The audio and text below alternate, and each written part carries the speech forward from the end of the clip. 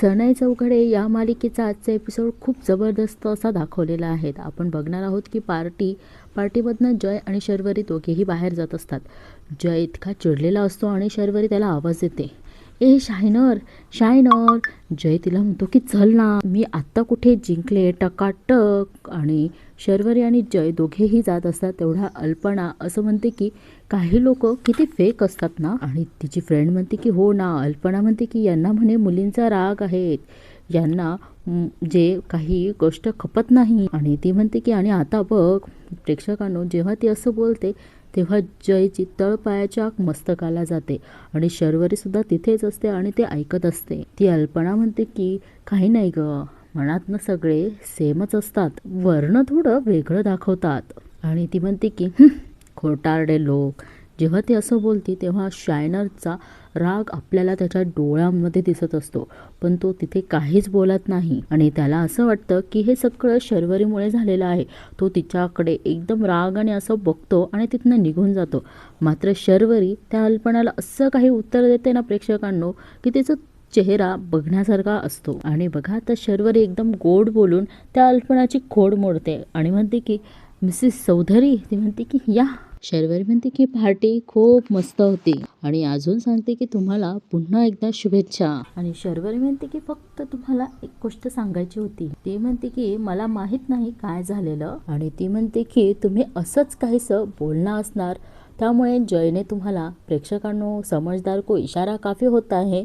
एवढं बोलल्यानंतर अल्पनाला शर्वरीला काय म्हणायचं आहे हे कळून गेलं. आणि शर्वरी म्हणते जाऊ द्या, काय मॅम, दुखवणं खूप सोपं असतं पण सावरणं नाही. आणि ती म्हणते की ते ज्यांना जमतं ना ते भारी असतं आणि ते जर जमलं ना तर माणूस आपला होतो. प्रेक्षकांनो, इनी न काही चिडता न काही बोलता त्या मॅमच्या म्हणजे त्या मिसेस चौधरींच्या अशी जिरवलेली आहेत ना प्रेक्षकांनो, कमाल. आणि शर्वरी म्हणते की बहुतेक तुमचा तिथेच काहीतरी प्रॉब्लेम झालेला असणार. आणि शर्वरी म्हणते की anyway bye, thank you for everything. आणि इकडे मात्र आता शर्वरीचे आई बाबा दोघेही काळजी करत असतात.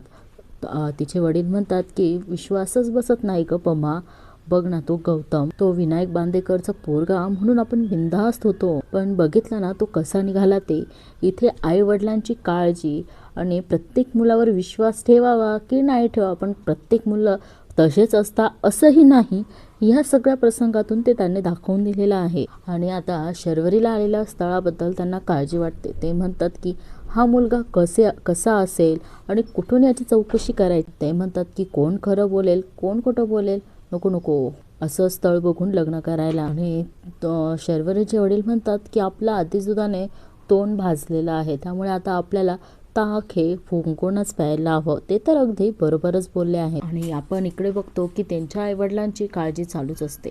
आणि पमा म्हणते की आसावरीच्या बाबतीत मी जे केलं ते आता शरूच्या बाबतीत होणार नाही, तुम्हीच आता शरूशी बोलून घ्या आणि तेव्हाच आपण पाहुण्यांना घरी बोलूयात. इकडे मात्र आपण बघतो की पार्टीतनं जय एवढ्या रागाने निघालेला आहे, तर जय आणि शर्वरीच्या मध्ये काहीच बोलणं होत नाही. तो इतका चिडलेला असतो आणि त्याला असं वाटतं की हे सगळं शर्वरीमुळेच झालेलं असतं. आणि सारखं त्याला ते अल्पनाचंच बोलणं आठवत असतं. ती म्हणते की काही लोक किती फेक असतात ना, यांना म्हणे मुलींचा राग आहे, मुली आसपास असल्यात की खपत नाही. आणि आता बघ काही नाही ग. आणि ती बोलते आणि तेच जयला आठवत असतं आणि त्याचा अजून राग वाढत असतो, संताप वाढत असतो. आणि मात्र काही वेळानंतर शर्वरी त्याच्याकडे बघते आणि तो सुद्धा बघतो आणि त्याचा अजून राग वाढतो. आणि परत त्याला पुढचं आठवतं, ती काय म्हणते की वरनं थोडं वेगळं दाखवतात, खोटारडे लोक, असं त्याला सारखं आठवत असतं. आणि त्याच्यावर त्याचा स्वतःचा संताप होत असतो. आणि तो एका बाजूला गाडी लावून देतो आणि शर्वरीला म्हणतो की उतर. ती बिचारी वेगळ्याच विचारात असते. ती म्हणते आ. आणि जय अजून चिडून आणि मोठ्या आवाजात म्हणतो की खाली उत्तर. शर्वरी त्याला म्हणते की तू जरा सरकलायस का, काय बोलतोय. आता शर्वरी काही खाली उतरत नाही म्हणून जय स्वतः खाली उतरतो, दरवाजा खोलतो आणि तिला खाली उतरण्यासाठी भाग पडतो. आणि प्रेक्षकांनो, इथे जयने गाडीतून तिला हात धरून बाहेर काढलेलं असतं. आता शर्वरी पण काही शांत बसत नाही. ती जयला म्हणते की ए शायनर, तू डोक्यावर पडलायस का, असं रस्त्यांमध्ये उतरवणार आहेस. जय चिडतो आणि म्हणतो की कारण तुझ्या मूर्खपणामुळे मला हे सगळं ऐकून घ्यावं लागलं आहे आज. तो म्हणतो की काय गरज होती आगाऊपणा करण्याची. आता शर्वरीला काहीच कळत नाही. ती म्हणते की कसला. तो म्हणतो की हाच सगळा की तू माझी. आता बघा शर्वरीला कळतं आणि ती म्हणते की जय म्हणतो की माझीच गर्लफ्रेंड वगैरे. तेवढ्यात शर्वरी म्हणते की शर्वरी त्याला म्हणते की 1 मिनिट, मला तुझी गर्लफ्रेंड वगैरे बनण्यात काहीच इंटरेस्ट नाही आहे. शर्वरी म्हणते की तूच म्हणाला होता ना मला होला हो कर म्हणून. मला काय माहिती, मी काहीच नाही बोलले तर असं काहीतरी होईल आणि मी काहीच नाही बोलली तर हे लोक असा अर्थ काढतील. आणि आता जय अजून चिडतो आणि म्हणतो की गप्प बस, दरवेळेस असंच करतेस तू. जय इतका ओरडतो ना की शर्वरी मात्र तिथून निघून जाते. जयचा थोडा राग शांत होतो आणि जय म्हणतो की थांब, मी तुला ड्रॉप करतो. पण शर्वरी आता जिद्दीला पेटलेली असते. ती म्हणते की मला नाही यायचं तुझ्यासोबत, मी जाते माझी मी. आणि शर्वरी पुढे एकटीच गेल्यानंतर तिला काही गुंड छेडतात, तिची छेड काढतात. त्यामुळे ती गुंडांना काहीतरी म्हणजे काही बोलते की आणि ते म्हणतात की जिम गर्ल कुठे निघाली एकटीच. शर्वरी त्यांना उत्तर देते की माझ्या वाटेला जाऊ नका, उगाच फुटाल. पण त्यातला एक तिचा हात पकडतो आणि ती त्याच्या जोरात कानाखाली वाजवते. आणि शर्वरी त्यांना म्हणते की नादाला लागायचं नाही लालबाग परळची मुलगी आहे. आणि पुढे जाऊन आता त्यांचे मित्र देखील येतात आणि शर्वरीला चहूबाजूंनी घेरतात. आणि आता शर्वरी पळते, तेवढ्यात ती खाली पडून जाते. शर्वरी विनवण्या करते, सॉरी प्लीज मला जाऊ द्या प्लीज. त्यातला म्हणतो की लाव पोलिसांना फोन कर. तेवढ्यात ते गुंड तिला इतके चिडवतात, छळ करतात आणि पावसाच्या विजा चमकतात. आणि तो म्हणतो की वाव रोमॅन्टिक. तो गुंड तिला इतका पकडतो जोरात, बाकीचे गुंड तिला धरून ठेवतात. आणि तेवढ्यात तिथे आपला शायनर येतो आणि म्हणतो की MD ची रोज क्वीन. आणि आता शायनर तिच्या अंगावर त्याचा ब्लेझर टाकून एकेकाची अशी धुलाई करतो ना की बस.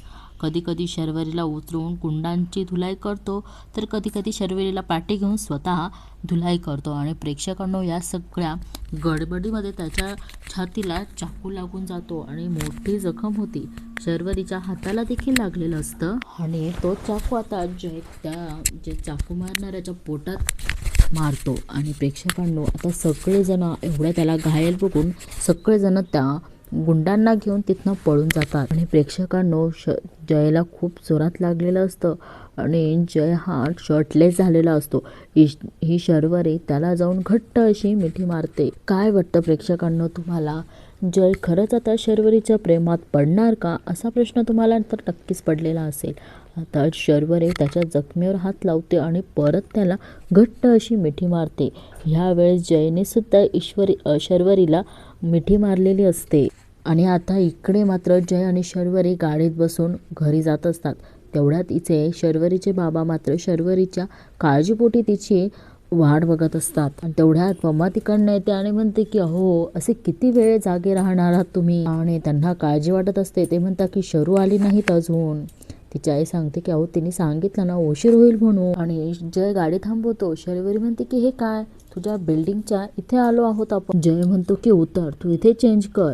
शर्वरी म्हणते की नाही नको. जय म्हणतो की तू अशी जाणार आहेत का घरी. तो म्हणतो की घरच्यांना काळजी वाटेल. आणि शर्वरी म्हणते की मम्मी पप्पा झोपले असतील आता. आणि जय काळजीपोटी म्हणतो की मी विचारत नाहीये, मी सांगतो आहे. तो म्हणतो की आज चल, साक्षीचे कुठले कपडे येत आहेत ते बघ. शायनर म्हणतो की चेंज कर आणि मी तुला घरी ड्रॉप करतो. आणि शर्वरी म्हणते की नाही नको, खाकी असेल घरी, त्यांनी जर मला असं बघितलं. तेवढ्यात जय म्हणतो की आई नाहीये घरी. तर दोघेही जयच्या रूम मध्ये येतात. जय म्हणतो तिला की तू बस, मी आलोच. आणि शर्वरी काही खाली बसत नाही. तिचं बरोबर आहे, तिचे ड्रेस ओले असल्यामुळे ती म्हणते की सोफा ओला होईल. पण जय म्हणतो की इट्स ओके बस.